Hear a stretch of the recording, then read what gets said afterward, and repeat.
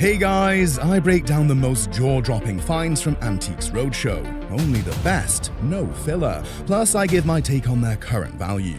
What do you think they're worth? Drop your guess in the comments. A family heirloom with a mischievous backstory, passed from grandfather to father, now held by the grandson. The guest recalls how his younger brother used the vessel to secretly stash medicine he refused to take. It was my grandfather's, passed on to my father, and now passed on to me. But you had a brother that did something funny with it. What was that? That was a good story. My younger brother didn't like to take any type of vitamins or medicine, antibiotics or whatever. So when my mother would give it to him, he put it in his mouth like he was taking it, and when she'd turn and go away, he'd put it in the jar. He wasn't getting any better. She watched him, put him in the jar, and it was about halfway full with vitamins and aspirins and things like that. Presented as a Chinese bronze hu, a ritual vessel shape dating back to the Han Dynasty. So the Chinese were known for making various types of ancient vessels in bronze for various ritual purposes. One of those vessel shapes is a hu, H-U. And the hu, during the 2nd century BC to the 2nd century AD, would have handles that were stylized masks. This form often featured mask-like handles with free-hanging rings, a style that endured for centuries. On the base is an inscription, Da Ming Xuande Nian Qi, meaning made in the Xuande period of the Great Ming. Well, Da Ming means the Great Ming. Okay. Xuande is the name of a period, which was 1426 to 1435. Really? And Nianzhi means made in the Great Ming in the period of the Xuande. Though the inscription references 1426 to 1435, such marks are often honorific, paying tribute to earlier dynasties. What reveals its true age is the use of splash gold, specifically the thin and refined type from the 19th century. During the early years of the Qing dynasty, which went from 1644 to 1912, had thicker, deeper, more irregular patches than was the case in the 18th and 19th century, when it is thinner. And this is the thinner type. This suggests it was made during the Qing dynasty, likely for someone of wealth and high status. Despite its nod to antiquity, the craftsmanship and materials still command serious attention. The vessel's detail, condition, and lineage make it a striking collector's piece today. Not merely a vitamin stash, but a finely made work of art from Imperial China. At auction, this bronze hu would carry an estimated value of $25,000 to $40,000. $25,000 to $40,000 at auction. Holy smoke. Really? Yes. Wow. That's great. That's good. From Millionaire's Row in Cleveland to a proud family inheritance, these pieces carry more than just beauty. They carry legacy. The guest shares how her great-aunt, once a housekeeper for Charles Myers, received the furniture as a gift upon his passing. From the Charles Myers estate, and he was on Millionaire's Row in downtown Cleveland. My great-aunt worked for him, and she was his chief cook and housekeeper. And when he died, he left her these pieces, and they came down through her brother, who was my grandfather. What she inherited was not just decor, but a suite of Herter brothers furniture, true treasures of 19th century design. Famed for their work in the Vanderbilt mansion, the Herter brothers mastered the aesthetic movement's blend of art and architecture. Each detail, carved columns, inlaid owls and birds, reveals a reverence for nature and a passion for craftsmanship. The wonderful carving on the columns, this fantastic inlay on the panels. It was all about bringing that elaborate and naturalistic style into your living room. The set includes a sideboard cleverly fitted as a desk and an ornate library table, both surviving as a matched pair. If you open up the door, you'll see that this is actually not just a sideboard, but it's almost fitted as a desk. And what's so exciting to me is, as you walk over to this piece, this is in fact a library table. And so This was a suite of furniture, and what's so remarkable about this set of furniture is that it survives together. Yeah. Original finishes bring a premium, though one piece was refinished after a mishap involving potted plants. This finish was very much like that, but my mother had set plants on it, and my niece watered them, and the water from the plants totally... So we've had this refinished, see. This has never been touched. Still, rarity triumphs over condition, and this ensemble's completeness makes it truly exceptional. The Charles Myers estate, and he was on Millionaires Row in downtown Cleveland. My great aunt worked for him, and she was his chief cook and housekeeper.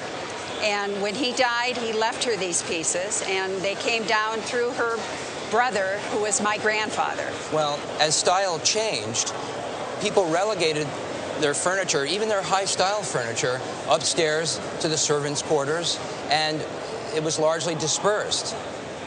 Do you know a little bit about the furniture? Yes, the Herter brothers actually were the furniture makers. Such high-style furniture was once upstairs in servant quarters. Today it belongs in a museum. Once appraised for a modest sum, its value has grown alongside its historical significance. The library table and sideboard as a suite would command between $100,000 and $150,000 at auction. Probably are worth $100,000 to $150,000. Oh, my gracious sir. Well, my Aunt Anne would certainly be very proud of that, I'm sure. A proud reminder that true craftsmanship, like true stories, stands the test of time. A forgotten architectural relic, a childhood memory, and a story that rises with the spirit of Chicago's past. The guest recalls spending time in his grandfather's basement, where a striking elevator grill once held pool cues and a deeper history. This is an elevator grill from the Chicago Stock Exchange. For many years it hung in my grandfather's basement, where as a kid I would play pool and there were pool sticks hanging on the grill. Presented is an ornate cast-iron elevator panel from the Chicago Stock Exchange, a building designed in 1894 by the legendary duo Adler and Sullivan. These architects helped define the Chicago school style, and their works, though once scrapped, are now fiercely protected by preservationists. This piece was rescued in the 1960s by the guest's uncle, then an art student at the Illinois Institute of Technology, as historic buildings were being demolished. My uncle was an art student in Chicago in the early 1960s. He was a student at the Illinois Institute of Technology, and this was during the era in Chicago architectural history where the old Sullivan and Adler buildings were being torn down. He and his fellow art students went to salvage pieces like this, and it made its way down to St. Louis then. Once part of a full elevator bank, this surviving section showcases Sullivan's signature ornamentation, flowing patterns, spheres, and ovals in a bronze-accented frame. Despite some missing elements, the grille retains its visual impact and historic integrity, with repairs easily achievable using modern materials. Few examples escaped the scrap heap, and most surviving pieces now reside in museums or private collections. Its worn condition only deepens its story, a tangible remnant of a lost architectural masterpiece. Because again, the building wasn't appreciated. It's part of an elevator bank, and it's just one section of a large, probably about a 12-foot-long bank of the elevator. There are flanking panels. The patina and partial damage are consistent with age and use, yet do not detract from its rarity. This Adler and Sullivan elevator grill in today's market would retail between $30,000 and $40,000. $30,000 to $40,000 range. Okay, that's wonderful. Yeah, it's a great piece. An auction paddled by chance, a musician's legacy, and a painting that spoke louder than its price tag. The guest recalls stumbling into an AIDS Foundation auction in Charlotte, where he picked up a piece for just $350 after no one else raised a hand. In early 1990s, I opened a restaurant in downtown Charlotte, North Carolina. A lot of my customers worked for the banks uptown, and one of them told me there was an auction on Saturday at 10 o'clock. It benefited the AIDS Foundation. Presented is Bather, a 1957 oil on masonite by British modernist Keith Vaughn, a key figure in mid-century art. Born in England, Vaughn was a self-taught artist and conscientious objector during World War II, where his creativity journey took flight. Briefly part of the neo-romantic movement, he soon broke away to explore themes of isolation and identity through abstracted male figures. This work, with its softened palette and sculptural form, echoes the internal conflicts Vaughn recorded in his haunting personal journals. A complex and emotionally resonant artist, his tragic end in 1977 came just as the art world began to truly embrace his work. The painting's back label confirms its title and date, and its provenance adds emotional weight to an already significant piece. Though originally purchased on a whim, this painting embodies the spirit of post-war British art and the man who painted in its shadows. And I think it echoes to some extent what you were talking about, the musician who passed away, whose sale was to benefit AIDS. Vaughn was, and we know this from his journals, was a very troubled, maybe even a bit tortured man, and at the root of that was his sexuality. And unfortunately in 1975 he was diagnosed with cancer, and sadly in 1977 he took his own life. Its surface shows strong preservation, and the overall composition is consistent with Vaughn's most collectible period. At auction today, this Keith Vaughn painting would conservatively bring between $40,000 and $60,000. I would suggest that this painting conservatively is worth $40,000 to $60,000 at auction. Fantastic. A gift born from kindness, a hidden lineage, and a treasure that shimmered with more than sentiment. The guest received this necklace from a beloved church friend who had no family and insisted on passing it along as a token of gratitude.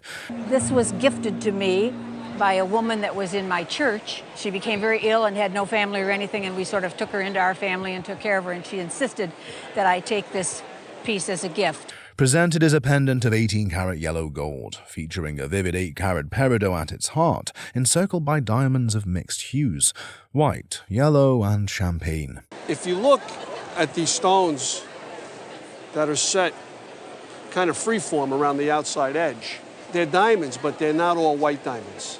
They're mixed in color. You have some white, some yellow, you have some that are a little bit champagne.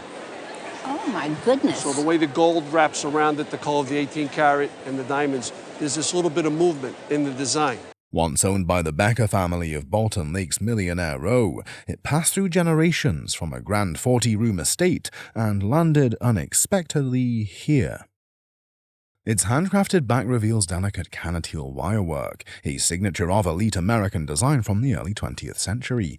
There's this little bit of movement in the design. I'd also want to show everybody, this piece is just as beautiful from the back. Oh, I agree. Yeah, like so much good jewelry is. So if we flip it over, you can see all this beautiful canotile type of wirework. It's all done by hand. Really? Yeah. Very intricate, very beautiful. Word. And very indicative of a few designers who were working in the late 1800s to the early 1900s in America. Upon close examination, a small tag revealed its origin. Tiffany & Co., New York, though the piece's true brilliance lies in its likely maker. Experts suggest this necklace can be attributed to none other than Louis Comfort Tiffany, the visionary artist behind America's most iconic decorative designs.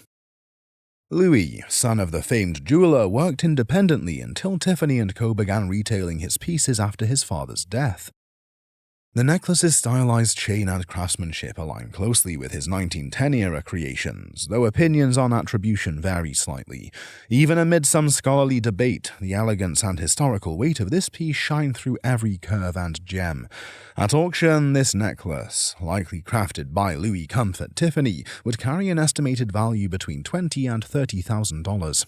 This would auction for $20,000 to $30,000. Holy moly. I don't believe it. Oh my gosh. An heirloom tucked away for decades, a teacher's gift across generations, and a cradle rich in both craft and culture. The guest shares how her great-grandfather, an educator to native children in New Mexico, sent this piece home to his grandchildren in the late 1890s. I understand you've had this model cradle in your family for quite some time. Yes, since the late 1890s. Since the 1890s. Was it your grandfather that sent it to you? My great-grandfather sent it back to his grandchildren, and he was in New Mexico.